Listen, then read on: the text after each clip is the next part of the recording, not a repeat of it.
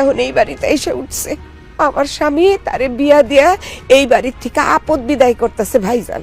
High high ভাবি, এসব কি কইতেছেন? এগুলি কি সত্য?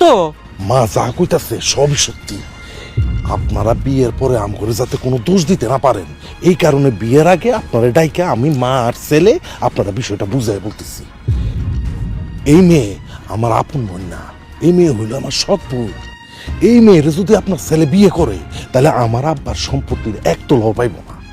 এখন আপনি চিন্তা করে দেখেন, বাপ মার পরিচয় ছাড়া এরকম একটা মেয়েরে আপনার ছেলের সাথে কি বিয়ে করাবেন? অসম্ভব। এই বাড়ির সৎ মায়া মানে তোমার সৎ বোনেরে আমার ছেলের সাথে কখনো বিয়া দিব না। তবে চাচা, আপনি যেহেতু বরযাত্রী নিয়ে আমাদের বাড়িতে বিয়ে করাইতে চলে আসছেন, এখন আপনি বিয়ে না করায় বরযাত্রী বাড়িতে ফেরত নিয়ে যাওয়াটা উচিত হইব না।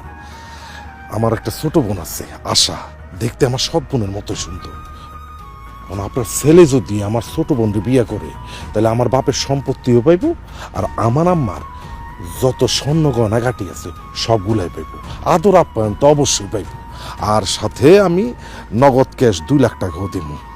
আপনি অবশ্যই এটারে যৌতুক মনে করেন না, এটা আমি উপহার হিসাবেই দিতেছি। এখন আপনি চিন্তা করে দেখেন, আপনার ছেলে কাকে বিয়ে করবে, আমার সৎ বোন রে না আমার আপন বোন রে? অবশ্যই আমার পোলা তোমার আপন বোনরে বিয়া করব। আমার পোলায় তোমার আপন বোনরে বিয়া করলে আমার সব দিক দিয়ে লাভ। আমার পোলা তোমাকে বাড়িতে আইলে আদর যত্ন পাইব, খাই খাতির পাইব, তোমার বাপের সম্পত্তি ভাগও পাইব। আমি এক্ষুনি গিয়ে সবাই জানাইতেছি, আমার ছেলে তোমার সৎ বোন রাবের কখনো বিয়া করব না। বিয়া যদি করতে হয় তোমার ছোট বোন আশারে করব।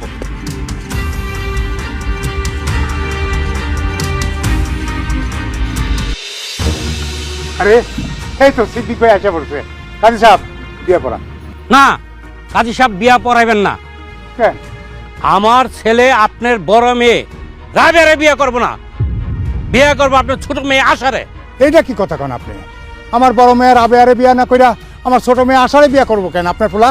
রাবে আপনার বড় মেয়ে হইল, সে এই বাড়ির সৎ মেয়ে, আলমের সৎ বোন। তারে বিয়ে করলে আমার ছেলে এই বাড়ির আদর আপ্যায়ন খাতির যত্ন কোনো কিছু পাইব না। তাছাড়া আপনি মরে গেলে আমার পোলা তো এই বাড়িতে ঢুকতেই পারবো না। তাই আমার সিদ্ধান্ত হয়েছে, আপনার বড় মেয়ে রাবের সাথে আমার ছেলের বিয়ে ক্যান্সেল। আমার ছেলে বিয়ে করব আপনার ছোট মেয়ে আশারে। আপনার দোহাই লাগে, আপনি আমার মায়ের বিয়েটা ভাঙ্গেন না। আমার মেয়েটা খুব দুঃখী মানুষ, দুঃখে দুঃখে তার জীবনটা শেষ হয়ে গেছে। বাবাজি, তুমি তোমার আব্বার একটু বোঝাও, আর তুমি তুমি আমার মেয়ের আবে আরে বিয়ে করতে রাজি হও। আরে কি বলেন আপনি?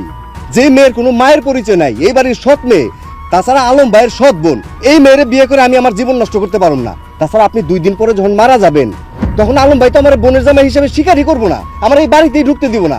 তাই আমার আব্বা যেটা সিদ্ধান্ত নিছে ওইটাই আমি মাইনে নিলাম। আমি আপনার এই বড় মেয়ের বিয়ে করতে পারব না, আমি বিয়ে করবো আপনার ছোট মেয়েরে। দেখো, তুমি কোনো ফালতু কথা কইও না। আমার বড় মেয়ের আবের সাথে তোমার বিয়া ঠিক হয়েছে। আমি পয়সা থাকতে আমার ছোট মেয়ে আসার সঙ্গে তোমার বিয়া জীবনেও দেব না। আমি আমার মেয়েরে আতিকের সাথে বিয়া দিব। আমিও আশার বড় ভাই হিসাবে বলতেছি, আমি আশার বিয়া আতিকর লাগাই দিমু। আশা, তুই কি আতিকের বিয়া করতে রাজি আছস?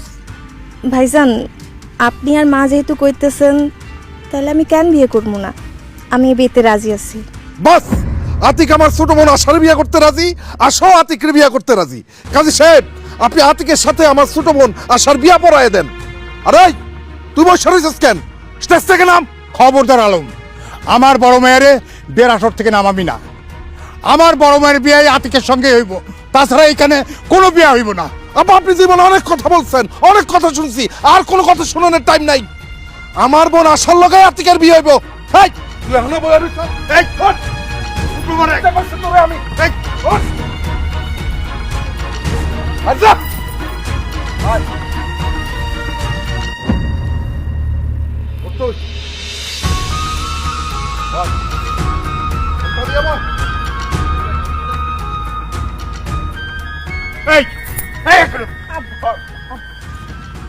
আব্বা, আপনি আর ঝামেলা করেন না আব্বা। যার কপালে সুখ নেই তারে আপনি কেমনে সুখাই না দিবেন?